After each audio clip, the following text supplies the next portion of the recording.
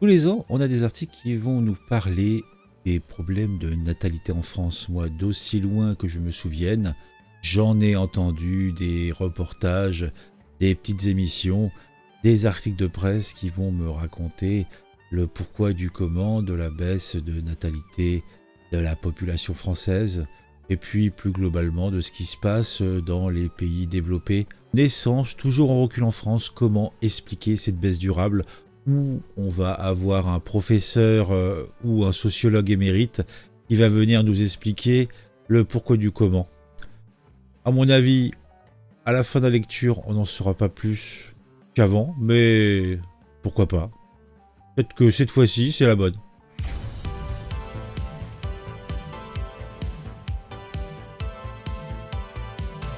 Entre janvier et novembre 2023, selon l'INSEE, le nombre de naissances a encore reculé de pratiquement 7% en France par rapport à la même période de l'année précédente. Comment s'explique cette baisse et peut-elle être freinée ? Depuis 2011, le nombre de naissances a reculé chaque année en France, à l'exception de 2021. 2021, c'était quoi ? C'était le Covid ?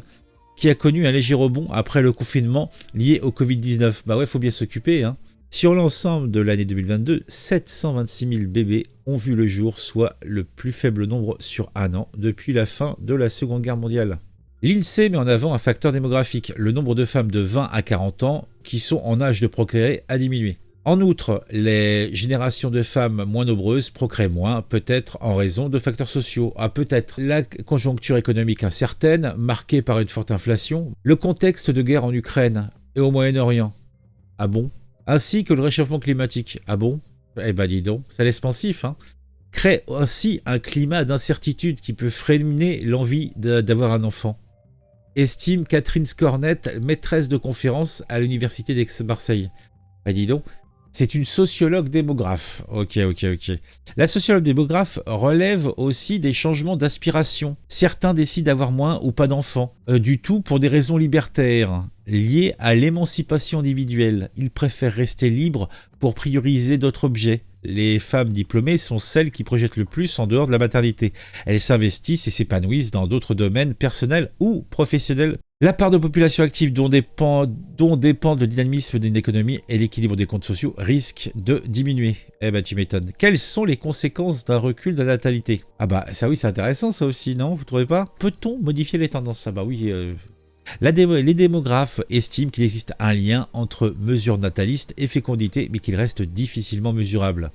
Pourtant, c'est pas pour... on a quand même plus de 50-60 ans de recul sur les mesures natalistes, par exemple en France.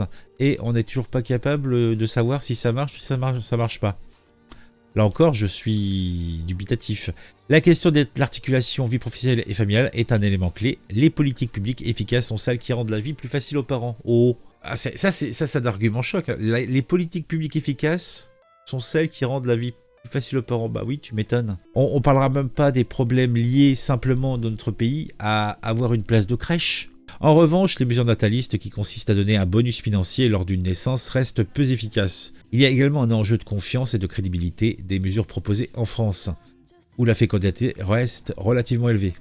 Alors, on est encore en 2023, on est encore dans cette petite histoire de oui, la fécondité en France reste relativement élevée. C'était déjà les mêmes choses qui étaient dites dans les années 80. Alors, on va résumer un petit peu tout ça. Donc, quelles sont les différentes raisons pour avoir une baisse de la natalité ?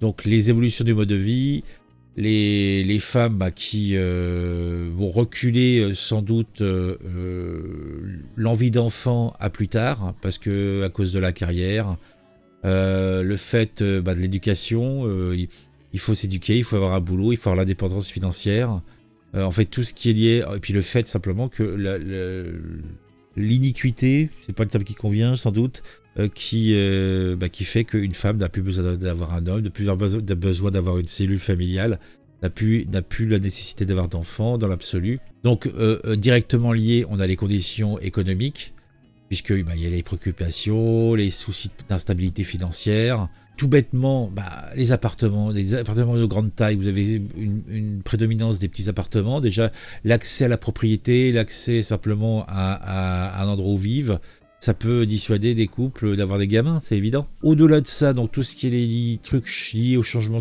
socioculturel, donc la vision de la parentalité, est-ce que la conception de la famille traditionnelle a encore un poids dans la société? Tout ça se résume à un désir de liberté individuelle, à activer sa carrière, c'est un petit peu c'est toujours les modes de vie qui reviennent sur la table, hein. Là, par contre, c'est un truc que j'ai lu et qui, moi, me semble ce qui me laisse songeur, c'est la flexibilité des rôles des genres. Et ça, par contre, je veux bien entendre que le fait que les femmes accèdent de plus en plus à l'éducation, à la carrière, etc., que ça puisse avoir un effet sur les attentes des deux sexes pour la parentalité. Les incertitudes liées à l'avenir, mais là par contre, c'est carrément des conneries. La préoccupation, telle que les changements climatiques, la certitude économique mondiale, et tous ces facteurs-là, qui pourrait influencer le désir d'avoir des gamins, pour moi c'est des conneries, dans le sens où c'est pas pertinent. Les soutiens pour avoir la parentalité, donc les aides et compagnie, bon ça, on en revient toujours au même problème, ça je vous en ai parlé. Les congés parentaux, ça peut jouer, mais je pense pas véritablement. Les garderies abordables et simplement d'avoir des places de garderie, ça je pense que c'est un élément qui a une certaine importance, surtout ceux qui ont eu déjà un enfant. En fait, c'est plus l'histoire de remettre le couvert qui peut poser problème. On va dire que ceux qui veulent pas d'enfants, voilà, c'est tout. Et par contre, il y a ceux qui ont eu un enfant et qui se retrouvent dans la véritable difficulté, dans l'accompagnement de l'enfant dans la société. Et là, oui, effectivement, ça peut être vraiment problématique. Bon bah si ça vous a intéressé, n'hésitez pas à mettre un j'aime, n'hésitez pas à mettre un commentaire, c'est bien aussi pour le référencement. Vous pouvez aussi vous abonner à la chaîne, hein, ça peut se faire. On se retrouve très vite pour une nouvelle vidéo sur un sujet qui m'aura intéressé et qui, je l'espère, vous intéressera aussi.